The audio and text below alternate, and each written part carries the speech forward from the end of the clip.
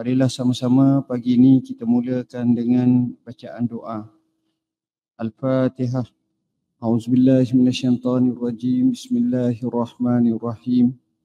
Alhamdulillahi rabbil alamin. Ar-Rahmanirrahim. Maliki yaumiddin. Iyyaka na'budu wa iyyaka nasta'in. Ihdinas siratal mustaqim.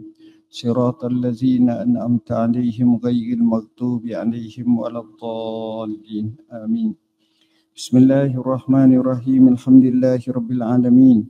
Asbahna ala fitratil Islam wa ala kalimatil ikhlas wa ala dini nabiyyina Muhammadin sallallahu alaihi wasallam wa ala millati abina Ibrahim hanifan musliman wa ma kana minal musyrikin. Allahumma anta rabbuna la ilaha illa anta khalaqtana wa nahnu abiduka wa nahnu ala ahdika wa wa'dika mastata'na. Na'udzubika min syarri ma sana'na nabu'u laka bi ni'matika 'alaina wa nabu'u bi dzunubina faghfir lana fa innahu la yaghfiru dzunuba illa ant. Allahumma inna zalamna anfusana zulman katsira wa la yaghfiru dzunuba illa ant. Faghfir lana maghfiratan min indik warhamna innaka antal ghafurur rahim. Allahumma ati nufusana taqwaha wa zakkiha anta khairu man zakkaha anta waliyuha wa maulaha. لا إله إلا أنت سبحانك إنا كنا من الظالمين. اللهم إنا عبيدك وبنو عبيدك وبنو إمائك نواصينا بيدك ماض فينا حكمك عدل فينا قضاؤك. نسألك بكل اسم هو لك سميت به نفسك أو علمته أحدا من خلقك أو أنزلته في كتابك أو استأثرت به في علم الغيب عندك أن تجعل القرآن ربيع قلوبنا ونور صدورنا وجلاء أحزاننا وذهاب همومنا. بسم الله توكلنا على الله لا حول ولا قوة إلا بالله. اللهم إنا نسألك الهدى والتقى والعفاف والغنى. اللهم رب جبريل وميكائيل وإسرافيل فاطر السماوات والأرض عالم الغيب والشهادة أنت تحكم بين عبادك فيما كانوا فيه يختلفون. اهدنا لما اختلف فيه من الحق بإذنك إنك تهدي من تشاء إلى صراط مستقيم. اللهم إنا نسألك علما نافعا ورزقا طيبا وعملا متقبلا. اللهم أعنا على ذكرك وشكرك وحسن عبادتك. اللهم إنا نسألك العافية في الدنيا والآخرة. اللهم إنا نسألك العفو والعافية في ديننا ودنيانا وأهلنا ومالنا. اللهم استر عوراتنا وآمن روعاتنا. اللهم احفظنا من بين أيدينا ومن خلفنا وعن أيماننا وعن شمائلنا ومن فوقنا ونعوذ بعظمتك أن نغتال من تحتنا. اللهم إنك عفو تحب العفو فاعف عنا. يا حي يا قيوم برحمتك نستغيث أصلح لنا شأننا كله ولا تكلنا إلى أنفسنا طرفة عين. اللهم لا سهل إلا ما جعلته سهلا وأنت تجعل الحزن إذا شئت سهلا. اللهم اكفنا بحلالك عن حرامك وأغننا بفضلك عمن سواك. يا مقلب القلوب ثبت قلوبنا على دينك وعلى طاعتك. اللهم إنا نسألك من الخير كله عاجله وآجله ما علمنا منه وما لم نعلم ونعوذ بك من الشر كله عاجله وآجله ما علمنا منه وما لم نعلم. اللهم إنا نسألك من خير ما سألك عبدك ونبيك ونعوذ بك من شر ما آذ به عبدك ونبيك. اللهم إنا نسألك الجنة وما قرب إليها من قول أو عمل ونعوذ بك من النار وما قرب إليها من قول أو عمل ونسألك أن تجعل كل قضاء قضيته لنا خيرا. اللهم زدنا ولا تنقصنا وأكرمنا ولا تهنا وأعطنا ولا تحرمنا وآسرنا ولا تؤسر علينا وأرضنا وارض عنا. اللهم ألهمنا رشدنا وأعذنا من شر أنفسنا. اللهم اجعل خير أعمارنا أواخرها وخير أعمالنا خواتمها واجعل خير أيامنا يوم نلقاك. اللهم أحسن عاقبتنا في الأمور كلها وأجرنا من خزي الدنيا وعذاب الآخرة. بسم الله الذي لا يضر مع اسمه شيء في الأرض ولا في السماء وهو السميع العليم. بسم الله الذي لا يضر مع اسمه شيء في الأرض ولا في السماء وهو السميع العليم. بسم الله الذي لا يضر مع اسمه شيء في الأرض ولا في السماء وهو السميع العليم. اللهم إنا نسألك رضاك والجنة ونعوذ بك من سخطك والنار. اللهم منزل الكتاب ومجري السحاب وهازم الأحزاب اهزمهم وانصرنا عليهم. اللهم إنا نسألك من عذاب القبر ومن عذاب النار ومن فتنة المحيا والممات ومن فتنة المسيح الدجال، نعوذ بكلمات الله التامات من شر ما خلق. اللهم إنا نعوذ بك من علم لا ينفع، ومن قلب لا يخشع، ومن نفس لا تشبع، ومن دعوة لا يستجاب لها. اللهم إنا نعوذ بك من البرص والجنون والجزع، ومن سيء الأسقام. اللهم جنبنا منكرات الأخلاق والأهواء والأسواء والأدواء. اللهم إنا نعوذ بك من جهد البلاء ودرك الشقاء وسوء القضاء وشماتة الأعداء. اللهم إنا نعوذ بك من زوال نعمتك وتهول عافيتك وفجاءة نقمتك وجميع سخطك. اللهم إنا نسألك من فضلك ورحمتك، فإنه لا يملكها إلا أنت. اللهم إنا نعوذ بك من الهم والحزن، ونعوذ بك من العجز والكسل، ونعوذ بك من الجبن والبخل، ونعوذ بك من غلبة الدين وقهر الرجال. ربنا أفي علينا صبرا وثبت أقدامنا وانصرنا على القوم الكافرين. ربي أوزعني أن أشكر نعمتك التي أنعمت علي وعلى والدي، وأن أعمل صالحا ترضاه، وأدخلني برحمتك في عبادك الصالحين، وأدخلنا برحمتك في عبادك الصالحين. ربنا لا تزغ قلوبنا بعد إذ هديتنا، وهب لنا من لدنك رحمة إنك أنت الوهاب. ربنا آتنا من لدنك رحمة وهيئ لنا من أمرنا رشدا. ربنا اغفر لنا ولإخواننا الذين سبقونا بالإيمان، ولا تجعل في قلوبنا غلا للذين آمنوا ربنا إنك رؤوف رحيم. ربنا هب لنا من أزواجنا وذرياتنا قرة أعين واجعلنا للمتقين إماما. اللهم ول أمورنا خيارنا، ولا تولي أمورنا شرارنا. اللهم اجعل ولايتنا في من خافك واتقاك يا رب العالمين. اللهم لا تسلط علينا بذنوبنا من لا يخافك فينا ولا يرحمنا. اللهم أرنا الحق حقا وارزقنا اتباعه، وأرنا الباطل باطلا وارزقنا اجتنابه، ولا تجعله ملتبسا علينا فنضل، واجعلنا للمتقين إماما. ربنا آتنا في الدنيا حسنة وفي الآخرة حسنة وقنا عذاب النار، وأدخلنا الجنة مع الأبرار يا عزيز يا غفار يا رب العالمين. وصلى الله على سيدنا محمد وعلى آله وصحبه وسلم. سبحان ربك رب العزة عما يصفون، وسلام على المرسلين، والحمد لله رب العالمين. Bismillahirrahmanirrahim. Pada pagi ini kita mulakan dengan Minhaj Al-Abidin ila Jannati Rabbil Alamin pada muka surat 414 insya-Allah. Buku ini dikaryakan oleh Imam Al-Ghazali rahimahullahu taala. Mudah-mudahan ia memberi manfaat kepada kita semua insya-Allah. Bismillahirrahmanirrahim. Kata Imam Al-Ghazali rahimahullahu taala, beberapa wali Allah menjelaskan bahawa kesedihan itu ada 3 jenis. Sedih ni ada 3 jenis. Pertama, sedih terhadap ibadah yang dia lakukan apakah akan diterima atau tidak oleh Allah Subhanahu wa taala. Ni hak pertama. Dia sedih orang macam ini beza dengan kita. Kita sedih sebab hilang barang. Kita sedih sebab kematian. Kita sedih sebab kemalangan. Kita sedih sebab dihalang untuk dapat sesuatu. Itu cara kita sedih. Adapun cara mereka sedih adalah berlainan.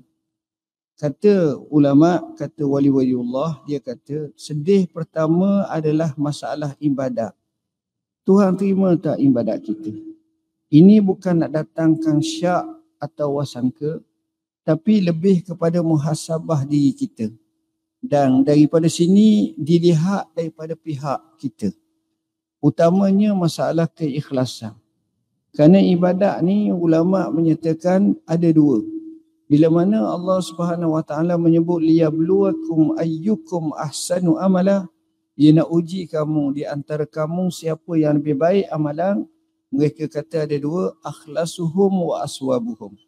Dari segi keikhlasan mereka, dari segi benarnya mengikut apa yang diajar oleh Rasulullah sallallahu alaihi wasallam. Dari segi peraturannya, dari segi caranya dan lain-lain lagi. Jadinya mereka merasa sedih apabila fikirkan sama ada mereka boleh diterima atau tidak. Kerana itu ahli tasawuf sebahagian mereka bila masuk sahaja Ramadan, dia sembahyang, dia ibadat, dia puasa, dia lakukan sungguh-sungguh. Bila 6 bulan Yang keduanya, 6 bulan pertama selepas daripada Ramadan itu, dia berdoa supaya Allah terima ibadat dia di bulan Ramadan tersebut. 6 bulan berikutnya dia berdoa supaya Allah akan sampaikannya pada bulan Ramadan tersebut. Dan itulah yang diharapkan, supaya Allah sampaikan semula bulan Ramadan. Jadi sedih pertama masalah penerimaan di sisi Allah. Kedua, sedih terhadap dosa yang dia lakukan, apakah akan diampuni atau tidak.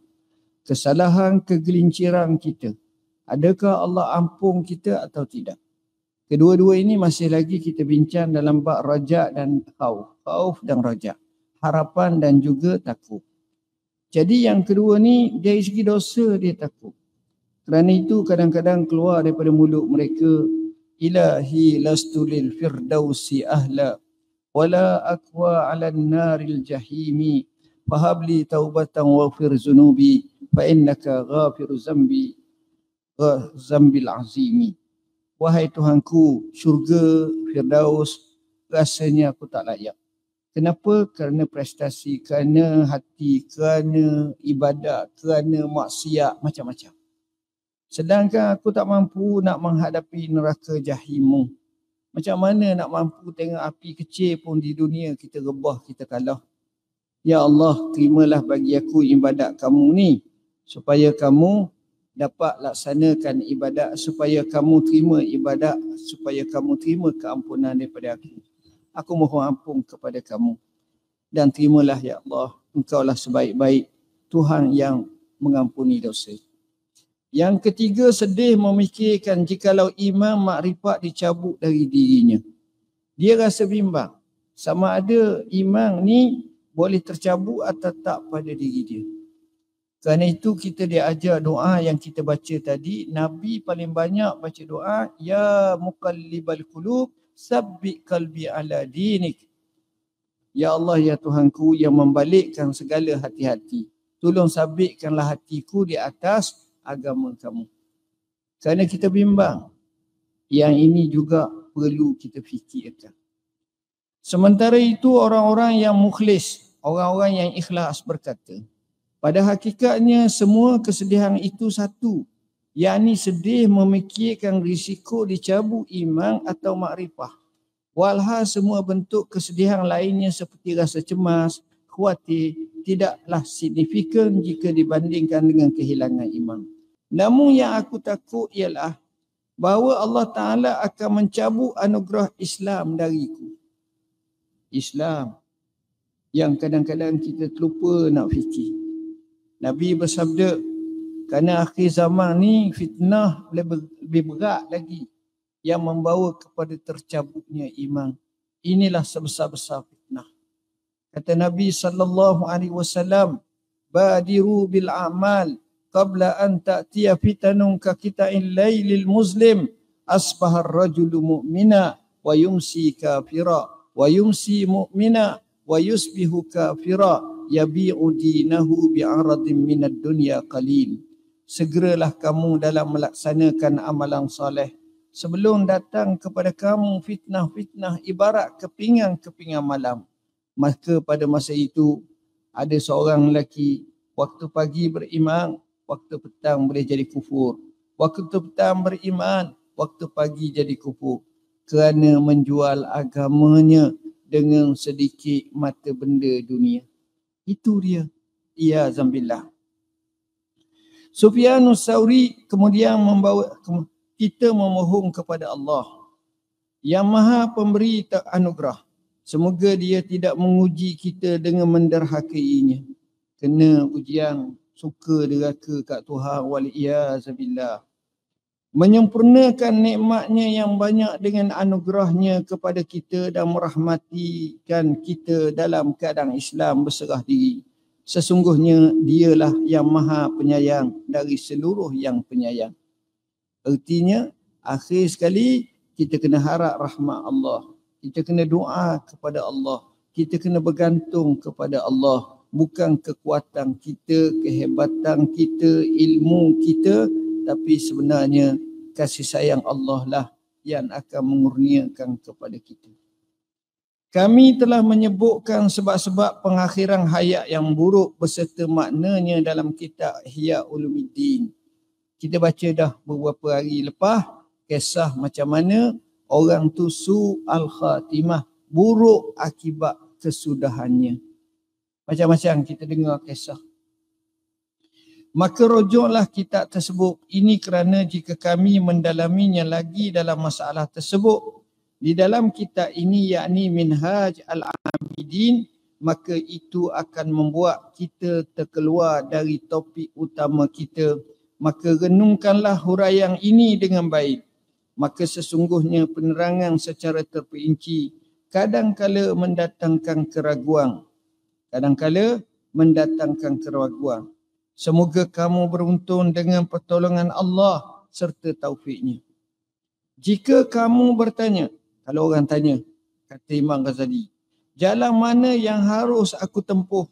Apakah jalan rasa takut ataupun rasa harapan? Khauf atau raja? Kita berjalan ni, kita nak ke mana? Kami katakan kepada kamu, jalan yang paling baik adalah dengan menempuh keduanya. Ada masa kita adanya raja, ada masa kita adanya khauf. Ada masa kita takut, ada masa kita harap. Kedua-duanya seiringnya. Jangan duk harap saja tanpa rasa takut. Jangan rasa takut saja tanpa rasa harap. Dia kena balance. Cuma sebahagian ulama yang lain kata kita kena masa nak buat maksiat rasa takut, masa sudah buat maksiat harap. Kerana kalau kita takut sebelum buat maksiat, kita tak buat. Kenapa? Kerana kalau kita takut selepas buat maksiat, kita jadi lemah semangat dan putus asa. Sedangkan kita kena ada harap kepada Allah. Hal ini kerana ada orang mengatakan, barang siapa terlalu besar pengharapannya, raja, dikhawatiri dia menjadi golongan murjiah. Menganggap bahawa dosa tak ada bahayanya, atau menjadi golongan harami, semua orang diharamkan boleh dilakukan kerana dia beranggapan semua dosanya bakal diampuni. Ini masalah juga. Dan barang siapa dikuasai oleh rasa takut, khauf, tidak mempunyai harapan lagi, yang dia punya hanyalah rasa takut. Oleh yang demikian, orang yang sebegitu dikhawatiri menjadi golongan harurian, iaitu anggapan bahawa dosa merupakan bahaya yang menjadi kekal dalam neraka. Haruri apa makna? Golongan khawarij. Cabangan daripada golongan khawarij. Yang ini pun bahaya. Bila kisah yang masyhur, bila ditanya kepada Wasil ibn Atta berkenaan dengan orang yang melakukan dosa besar, baginya sudah masuk neraka dah. Bagi orang yang melakukan dosa kebaikan, syurga. Orang yang tak melakukan apa-apa macam kanak-kanak yang kecil mati, macam mana? Maka timbullah fi manzilatin baina manzilatain, di antara dua kedudukan, syurga pun tak, neraka pun tak. Jadi dalam keadaan seperti itulah cara tak betul. Dalam Islam ni tak macam tu. Baik. Orang yang sebegitu dikhawatiri menjadi harurian, iaitu jenis golongan orang-orang daripada golongan yang dipanggil sebagai golongan khawarij. Dengan kata lain, tidaklah benar untuk hanya bersandar pada salah satu di antara rasa takut dan harapan itu. Taklah benar untuk hanya bersandar kepada antara takut dan harapan. Maka sesungguhnya pada hakikatnya, harapan yang hakiki itu tidak terlepas dari rasa takut yang hakiki.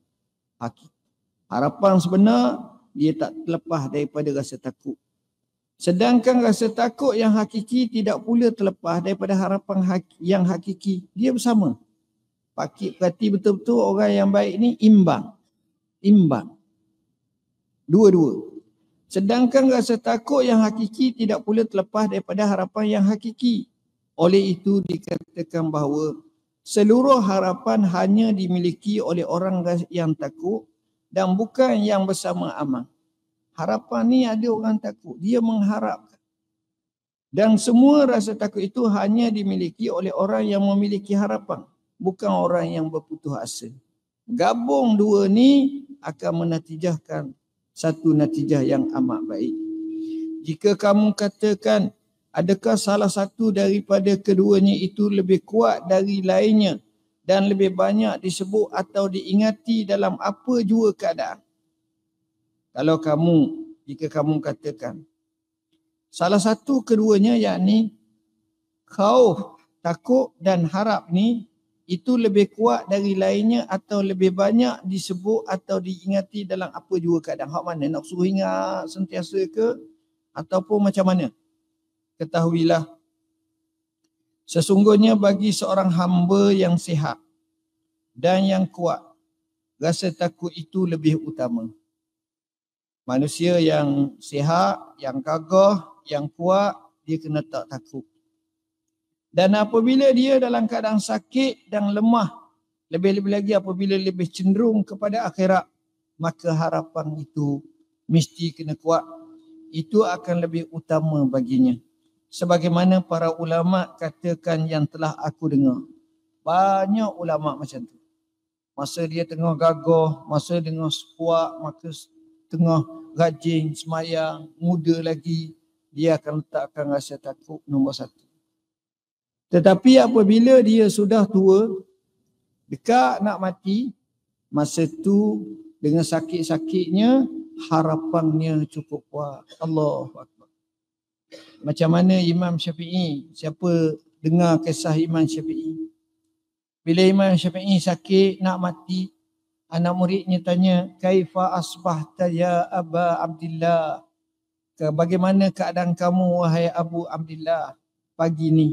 Dia jawab, asbahtu minad dunya rahila wa minal ikhwani mufariqa wa ila ka'sil maniyati syariba wa lam adri amasiri ilal jannah fa'uhanni am ila an-nari fa'u'azzi. Lebih kurang maksud, aku waktu pagi ni daripada dunia akan berkelana. Daripada kawan-kawan semua aku akan berpisah. Dan dia ada sebut, kepada amalan-amalan aku akan bertemu amalan. Dan kepada segelas kematian aku akan hirup. Dan aku tak tahu sama ada aku menuju ke syurga kesudahanku, maka aku akan ucap tahniah, atau aku ke neraka, maka aku akan mengucap takziah. Tara Imam Syafi'i, kita tengok, bergabung dalam ucapan tu rasa takut, bergabung dalam ucapan tu penuh dengan pengharapan. Mengharapkan kepada Allah Subhanahu wa ta'ala. Kemudian katanya lagi,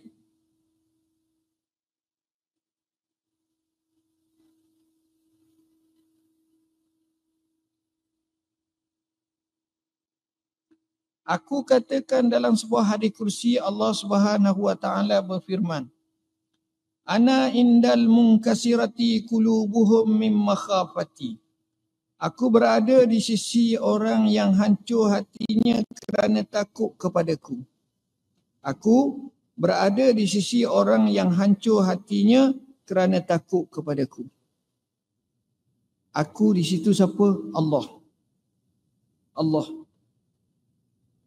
Aku berada kepada orang yang hatinya hancur kerana takut padaku. Sebab orang macam ni, dia tak nampak lain, dia hanya harap kepada Allah Subhanahu wa ta'ala.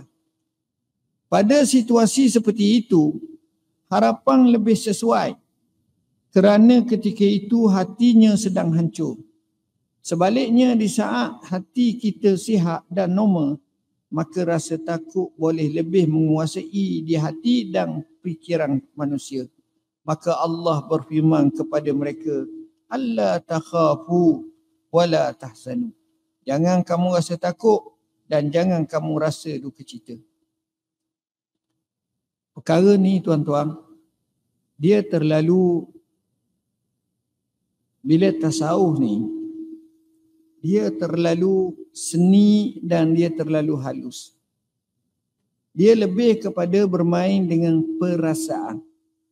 Dia lebih kepada main hati, benda dalam.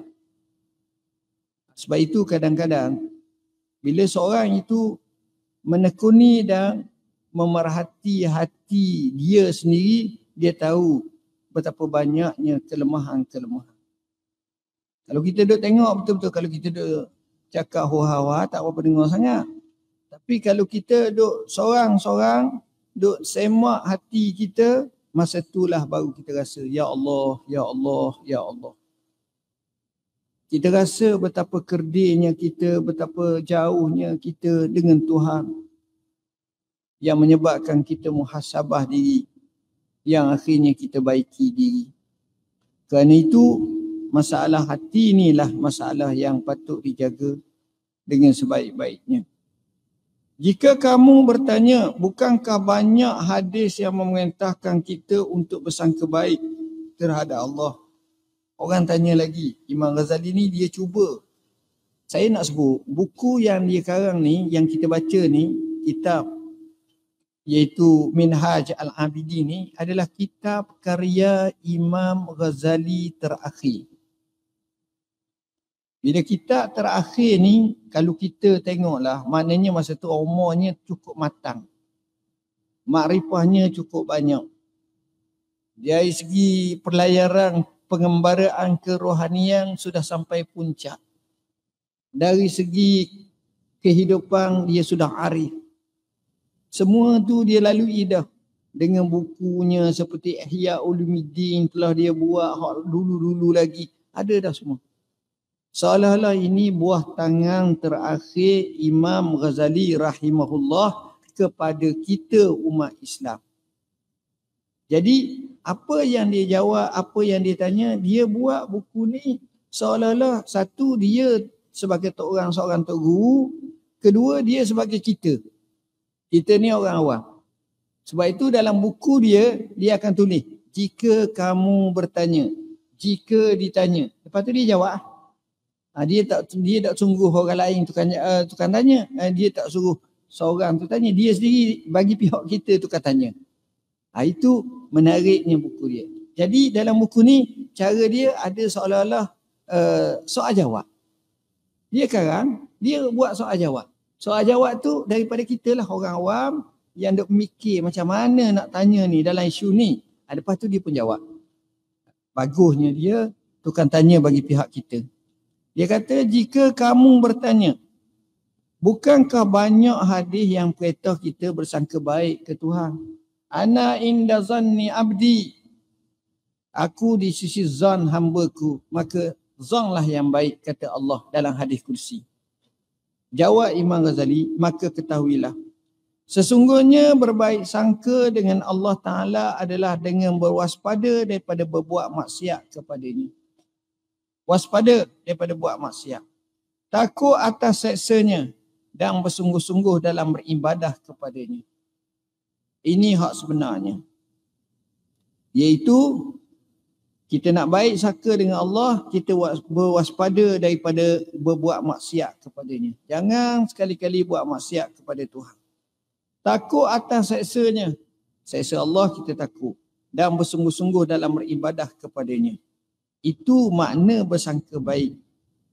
Jangan makna bersangka baik, saya tak kira. Itu tak betul. Saya bersangka baik kepada Allah. Maksiat buat. Tak kena. Ambil bahasa mudah.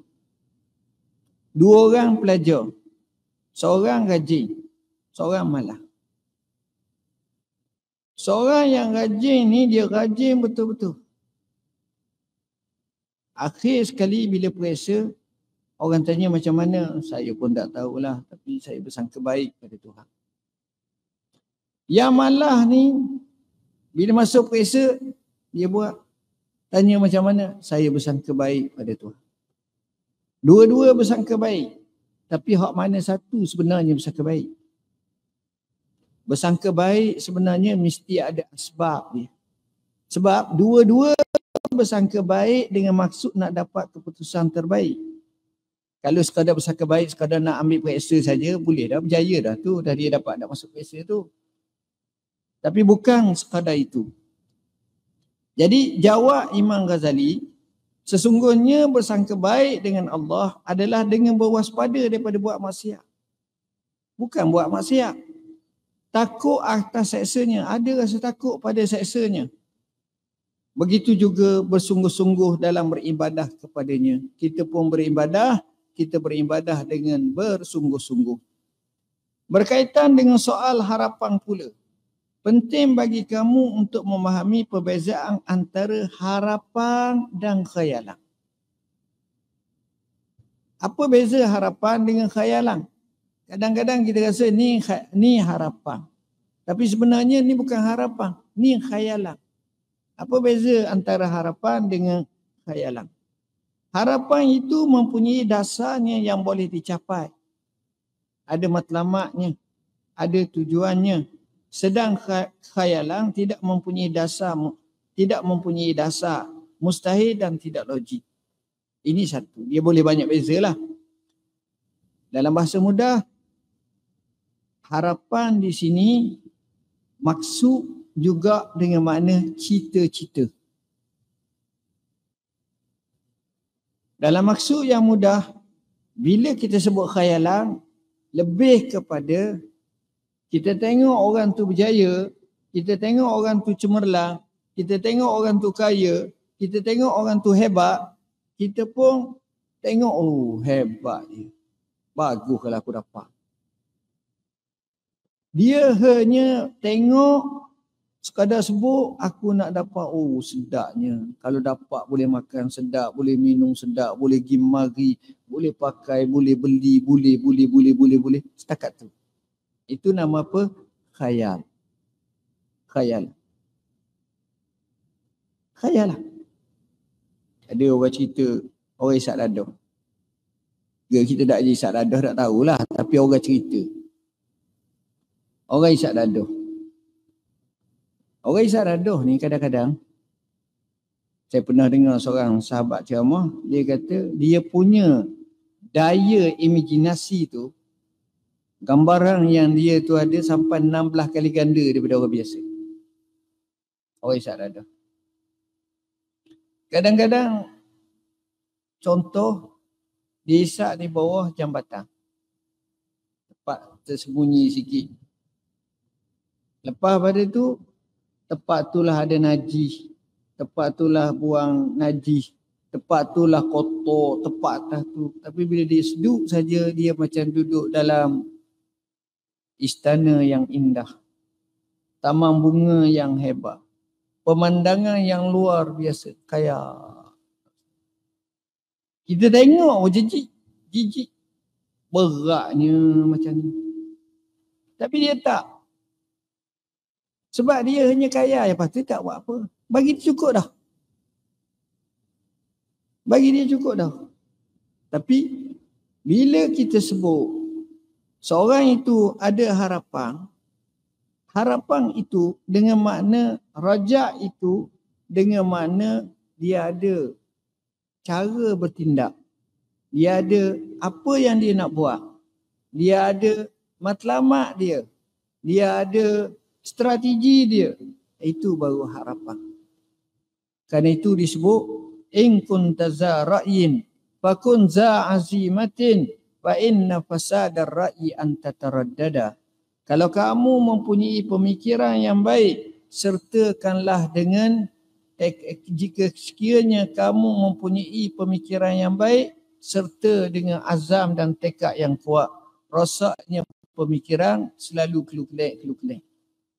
Maknanya di situ harapan tu mesti ada tindakan-tindakan. Mesti ada kejelasan apa yang nak dicapai.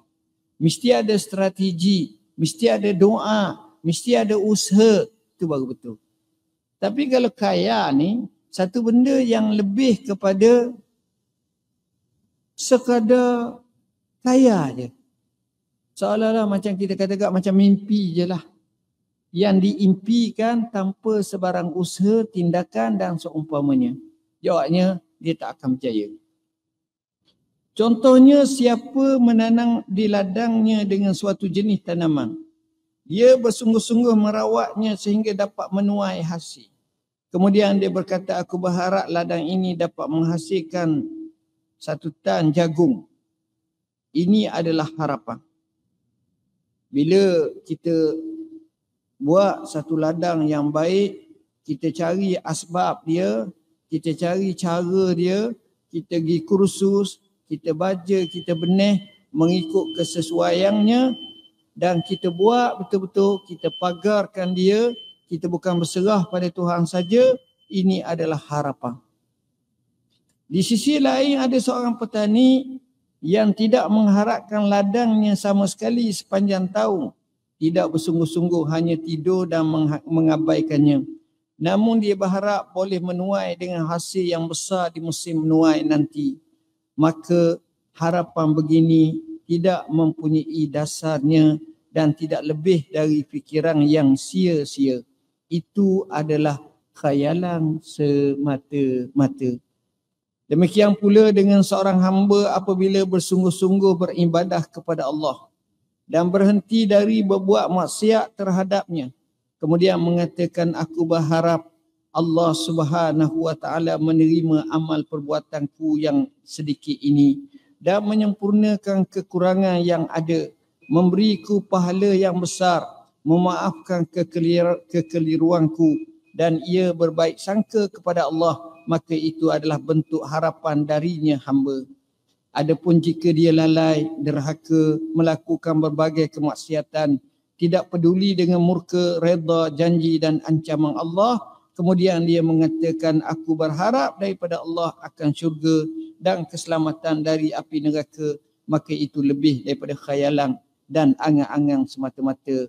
Jika ia sebut sebagai berbaik sangka kepada Allah, maka ketahuilah bahawa fikiran seperti itu sesat dan salah.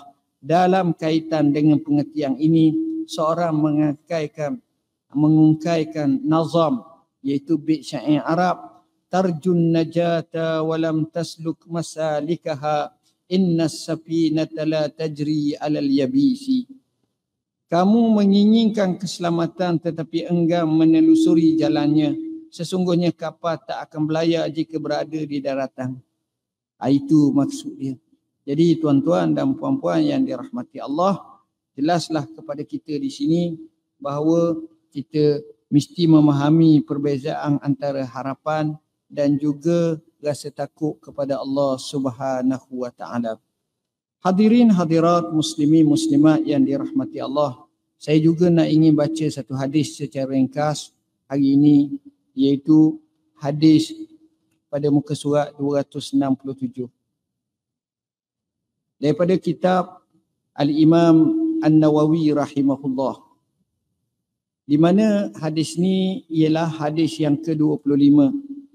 Hadis yang ke-25 iaitu hadis yang menyebut Abu Zar berkata bahawa terdapat beberapa orang dari kalangan sahabat Rasulullah sallallahu alaihi wasallam berkata kepada baginda, Ya Rasulullah, zahaba ahlud dusur bil ujur, yusalluna kama nusalli, wa yasumuna kama nasumu, wa yatasaddaquna bi fuduli amwalihim. Ya Rasulullah. Ni sahabat siapa? Sahabat-sahabat yang miskin. Berkata, Ya Rasulullah, ramai orang-orang kaya yang ada kebun-kebun, yang ada ladang-ladang, yang ada hayawan yang kaya.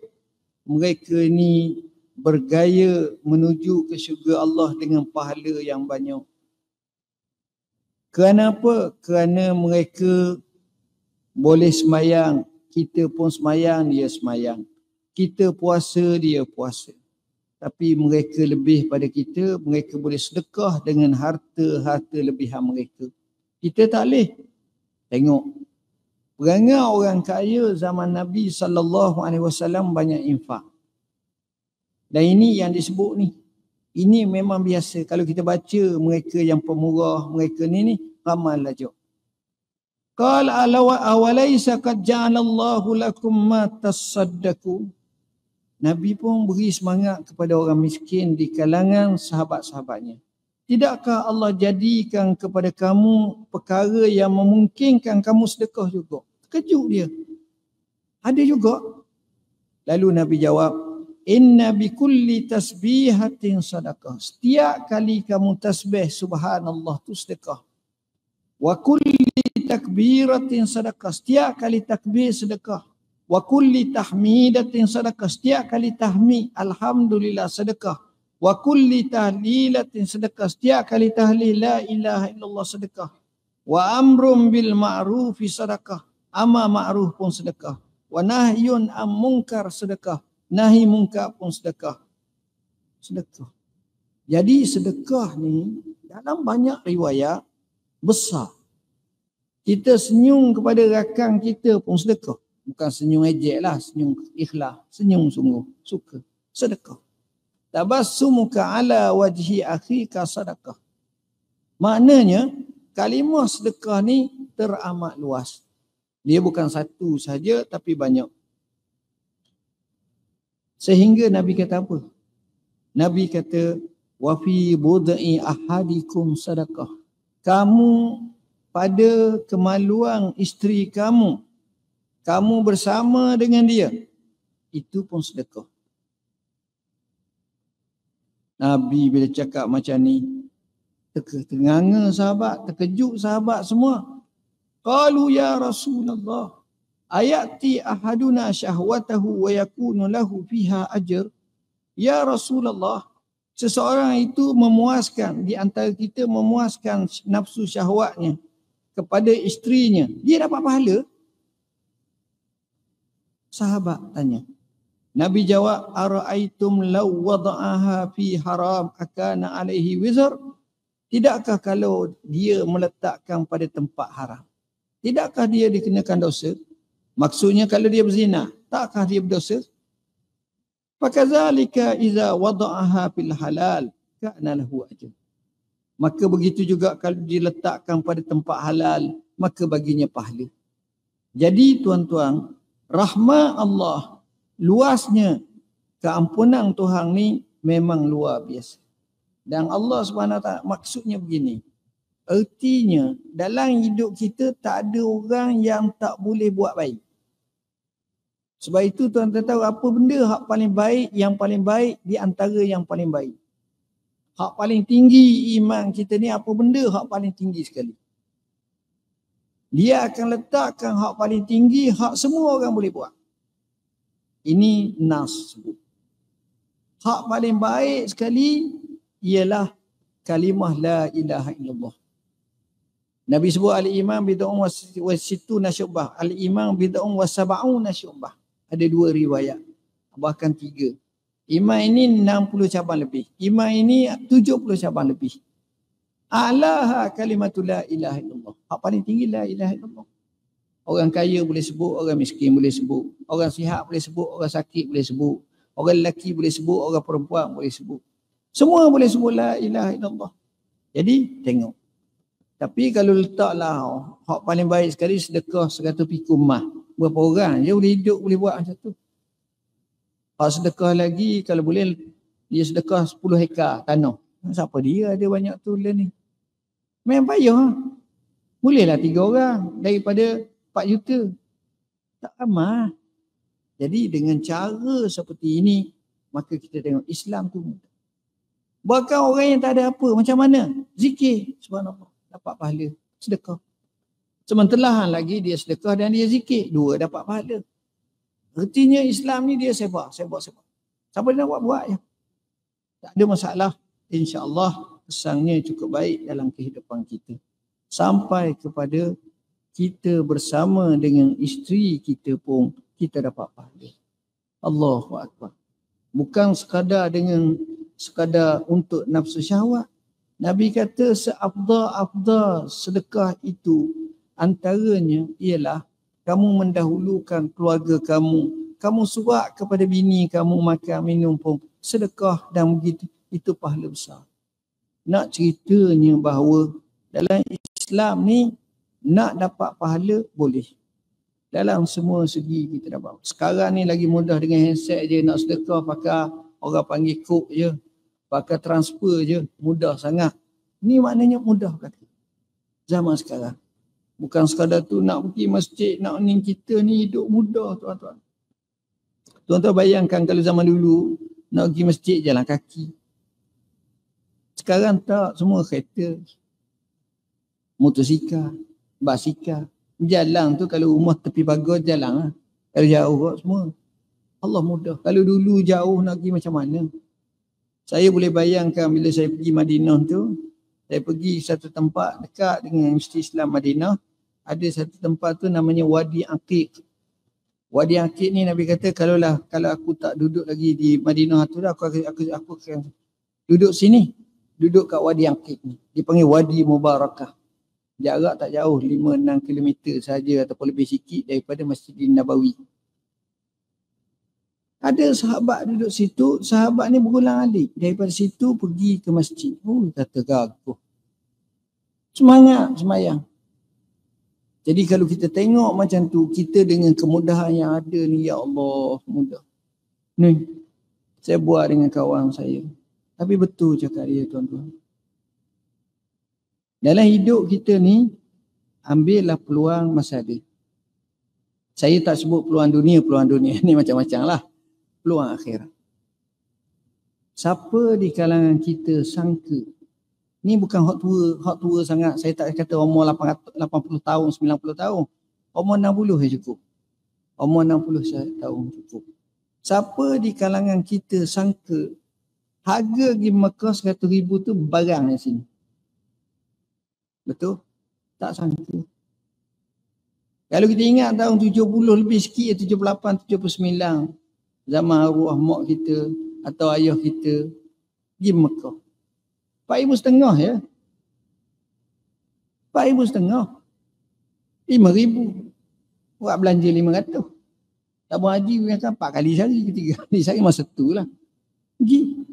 Tahun 70 lebih sikit ya, 79. 78.